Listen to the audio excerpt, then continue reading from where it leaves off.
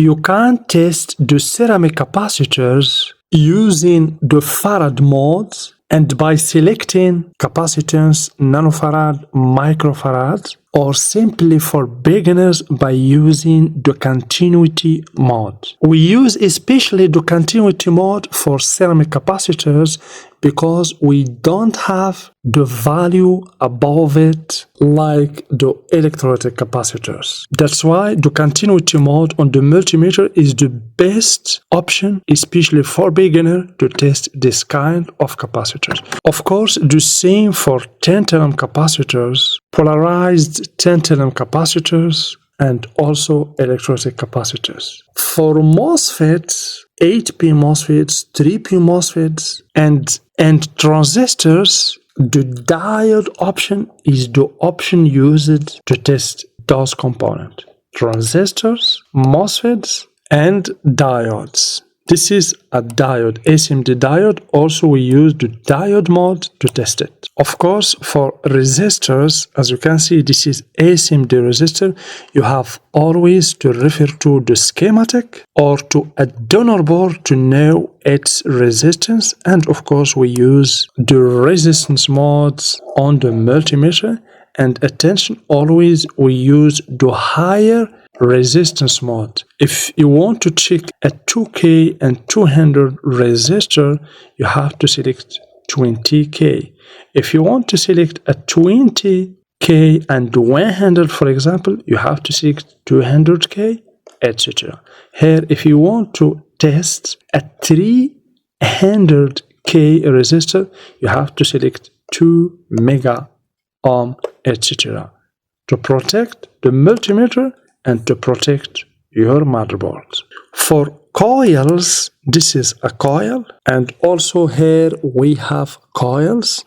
As you can see, we have here PL, here also we have PL. Those also are coils. Before we continue, a quick thank you to the sponsor of this video, Next PCB. Next PCB is a reliable multi-layer PCB manufacturer offering everything from PCB prototyping to full turnkey PCB assembly. They handle PCB fabrication, component sourcing, ASMD stencils, and even mass production, all in one place. Whether you are building a prototype or scaling to production, Next PCB makes the process simple and professional. Check them out using the link below. We have another one here in the input. This is coil. Those components are tested using, of course, the continuity modes.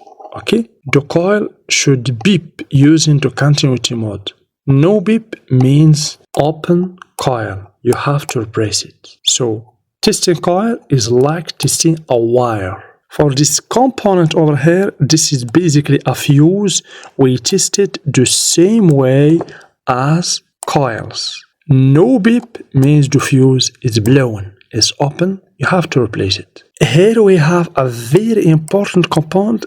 This is a resistor, but it's not a normal resistor.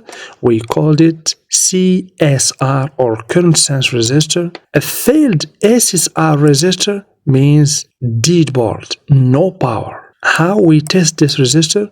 We can use the ohm mode and of course select 200 here because the current sense resistor has a value of 2 ohm or 3 ohm, or you can just select the continuity option. By selecting the continuity option, you will hear a buzzer or a beep in the multimeter, and by selecting the ohm option, you will measure 2 or 3 ohms. If this resistor is open, the power will stop here, and always we test the same voltage in both sides. If the motherboard works, for example, with 5 volt, you will measure here 5 volt and here 5 volt. If it works with 19 volt, 19 volts should be in both sides. If it's open, the motherboard will be failed 100%. Over here we have diodes, crystal diodes. We use of course, the diode mode in the multimeter. Here this is resistors. For the ICs, the board should be powered and check the inputs and outputs.